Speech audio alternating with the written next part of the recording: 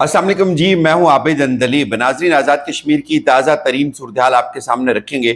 آزاد کشمیر میں حالات اتنے گمبھیر ہو چکے ہیں کہ اب آزاد کشمیر کی خبر لینے کے لیے یا دینے کے لیے سب سے پہلے کشمیر سے ویڈیو بنا کے لوگوں کو KPK جانا پڑتا ہے اور وہاں سے وہ ویڈیو جا کر اپلوڈ کرتے ہیں۔ بہت کچھ خوفناک صورتحال ہوئی ہے رات بھر۔ آزاد کشمیر کے اندر کیا کچھ ہوتا رہا۔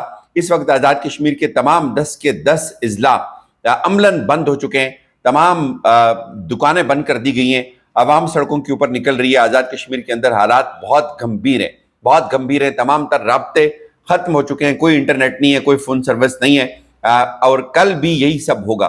آزاد کشمیر کی تمام تفصیلات آپ کے سامنے رکھیں گے۔ حالات بہت بگڑ چکے ہیں ناظرین، بتایا نہیں جا رہا۔ دوسری طرف سب سے پہلے آج آپ کو بتائیں گے، بہت بڑی خبر ہوئی آج اسلام آباد ہائی کورٹ کے جو جج ہیں طارق محمود جہانگیری صاحب کو ایک ریلیف مل گیا ہے سپریم کورٹ سے، اور طارق محمود جہانگیری صاحب کے ساتھ آج جسٹس محسن اختر کیانی تھے، جسٹس امن رفت امتیاز صاحبہ تھی، جسٹس سردار اعجاز اسحاق خان صاحب تھے۔ یہ سب کے سب ججز، جسٹس بابر ستار صاحب بھی آج سپریم کورٹ جا کر پہنچے، اور طارق محمود جہانگیری صاحب نے ایک بات خود ہی کہہ دی۔ انہوں نے کہا کہ دنیا کی تاریخ میں ایسا کبھی بھی نہیں ہوا کہ 34 سال بعد ایک شخص کی ڈگری منسوخ کر دی جائے۔ انہوں نے کہا کہ میں استعفیٰ بالکل نہیں دوں گا۔ استعفے کے اوپر انہوں نے بڑا واضح حکم دیا۔ اس کے بعد پھر یہ معاملہ جب ٹیک اپ ہوا عدالت کے اندر، اور عدالت میں جی پھر جسٹس جو سردار طارق محمود جہانگیری صاحب ہیں، طارق محمود جہانگیری صاحب نے خود دلائل دیے، اور اس کے بعد جو کام سے روکنے کا جو ان کا کیس تھا اس کے اوپر سپریم کورٹ کے آئینی بینچ نے اس کو اڑا دیا۔ جسٹس ڈوگر کے فیصلے کو برباد کر کے رکھ دیا، اور سپریم کورٹ کے آئینی بینچ نے طارق محمود جہانگیری صاحب کو بحال کر دیا، ان کی عدالتی اختیارات کو بحال کر دیا، اور اس کے بعد انہوں نے کہا کہ میں آج ہی جا کر عدالتی امور کو سنبھالوں گا۔ آئینی بینچ نے یہ بھی کہا کہ اسلام آباد ہائی کورٹ میں طارق محمود جہانگیری صاحب کے اوپر درخواست جو تھی، اس کے اوپر اعتراضات بھی موجود تھے۔ رجسٹرار آفس کے اعتراضات کے باوجود ریٹ پٹیشن پر نمبر کیسے لگ گیا، یہ سوال پوچھا گیا شاہد بلال کی طرف سے۔ اس پہ جمال مندوخیل صاحب نے کہا کہ سپریم کورٹ یہ فیصلہ دے چکی ہے کہ ایک جج کو جوڈیشل ورک سے نہیں روکا جا سکتا۔ پھر اس کے بعد ظاہر ہے چونکہ یہ معاملہ عارضی طور پہ بتایا جا رہا ہے کہ ان کو یہ ریلیف تو دے دیا گیا ہے۔ جمال خان مندوخیل صاحب نے آج کی ہی اس سماعت کے دوران یہ انکشاف بھی کیا کہ 18 اکتوبر کو سپریم جوڈیشل کونسل کا اجلاس بلا لیا گیا ہے، یعنی کہ سپریم جوڈیشل کونسل وہ ہی ایک جو فورم ہے، مجاز فورم، جس سے طارق محمود جہانگیری صاحب کو فارغ کروانا ہے۔ تو اب یہ خبریں چل پڑی ہیں، ہمار سولنگی کو ہیں، انہوں نے کہا کہ طارق محمود جہانگیری کی درخواست کی وجہ سے یہ عارضی ریلیف ہے، اور بہت جلد سپریم جوڈیشل کونسل کے ذریعے ان کو معزول کر دیا جائے گا، یعنی کہ یہ عارضی ریلیف ان کو دیا گیا ہے طارق محمود جہانگیری صاحب کو سپریم کورٹ سے۔ اس کے بعد ان کو سپریم جوڈیشل کونسل کا جو اجلاس بلایا جا رہا ہے اس میں ان کو اڑا دیا جائے گا۔ یہ سب لوگ یہاں پہ بات کر رہے ہیں، لیکن یہ ایک بڑی خبر ہے، طارق محمود جہانگیری صاحب کو آج انصاف مل گیا۔ ناظرین، اب کشمیر کی بات کریں گے۔ کشمیر 29 تاریخ کو کشمیریوں نے لاک ڈاؤن کرنا تھا، اور آج پورے کشمیر میں لاک ڈاؤن ہے، تمام سڑکیں بند ہیں۔ آزاد کشمیر کے 10 اضلاع، آزاد کشمیر کی 35 تحصیلیں بند ہیں۔ آزاد کشمیر کے اندر ایک خوفناک قسم کا آپ کہہ سکتے ہیں کہ لاک ڈاؤن ہے، لیکن تمام اڈے بند ہیں، تمام گاڑیاں تک بند کر دی گئی ہیں، لیکن ستم یہ کہ اوپر سے انٹرنیٹ اور باقی سروسز کو بند کر دیا گیا ہے۔ یہ ایک بہت بڑا کرائسس جنم دے سکتا ہے۔ یہ اس لیے جنم دے سکتا ہے کرائسس کے اس دوران بہت سارے لوگ فیک نیوز سے ایک بھونچال بپا کر سکتے ہیں، یعنی کہ اس وقت آزاد کشمیر کے اندر جتنے لوگ ہیں ان سے تو کوئی بات چیت نہیں ہو رہی۔ لوگ کیا کر رہے ہیں، وہاں سے ویڈیوز بنا رہے ہیں، وہ پھر KPK کے اندر جاتے ہیں جہاں پہ انٹرنیٹ ان کو میسر آتا ہے، وہاں سے جا کر وہ ویڈیوز کو اپلوڈ کرتے ہیں۔ جیسے شوکت نواز میر کا ایک بیان آیا رات کو، انہوں نے کہا کہ اگر انٹرنیٹ کی سہولت کو بند رکھا گیا اور ہمیں بند گلی میں دھکیلنے کی کوشش کی گئی تو ہم اسلام آباد یا UNK کی طرف مارچ کا اعلان کریں گے۔ یہ انہوں نے کی یہ بات۔ اس کے بعد پھر بہت سارے لوگ ایسے ہیں جو مختلف سیاسی جماعتوں کے ساتھ وابستہ تھے، انہوں نے بھائی استعفے دینا شروع کر دیے ہیں۔ جیسے ایک ظہور بٹ صاحب ہے، کوئی ان کا استعفیٰ آیا ہے، انہوں نے کہا جی میں مسلم لیگ نون آزاد کشمیر جو ہے وہ لوٹن برانچ کے عہدے سے استعفیٰ دینے کا اعلان کرتا ہوں، اور میں عوامی حقوق کی اس جنگ میں ان کے ساتھ شامل ہونے کا اعلان کرتا ہوں۔ اسی طرح آزاد کشمیر کے جو لوگ پاکستان کے اندر مقیم ہیں انہوں نے اس احتجاج کی کال دے دی ہے۔ اس کے علاوہ باہر ہیں جو جیسے ایک آج ہو رہا ہے بریڈ فورڈ کے اندر مظاہرہ ہو رہا ہے، پھر لندن میں موجود تمام اہلیان اوورسیز کشمیری جو ہے وہ پاکستان کی ایمبیسی کے سامنے 2 بجے مظاہرہ کرنے جا رہے ہیں. پھر اسی طرح پاکستانی قونصلیٹ برمنگھم کے سامنے احتجاجی مظاہرہ ہو رہا ہے. یہ یعنی کہ انہوں نے یہ پوری دنیا میں جو کشمیری بیٹھے ہوئے ہیں ان سے یہ استدعا کر دی ہے کہ آپ ہمارے لیے وہاں پہ احتجاج کریں.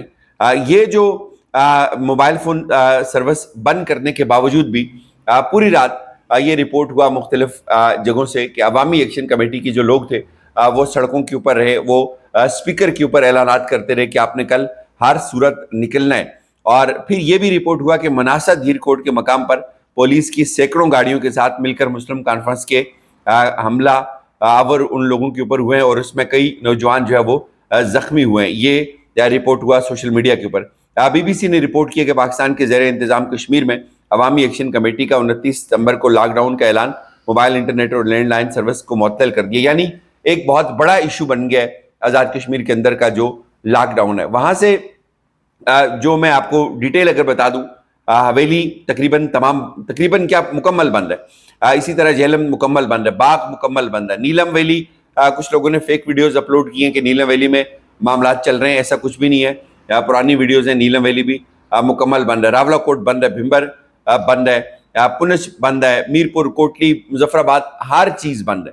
بند مطلب بند, وہی کہہ رہے ہیں کہ بند مطلب بند ہے. اور پھر جو تقریباً تمام کی تمام 35 تحصیلیں آزاد کشمیر کی بند ہیں, اور کشمیریوں نے جو پاکستان میں بیٹھے ہوئے کشمیری ان سے یہ استدعا کی ہے کہ آپ یہاں پہ احتجاج کریں, آپ یہاں پہ سڑکوں کے اوپر نکلیں.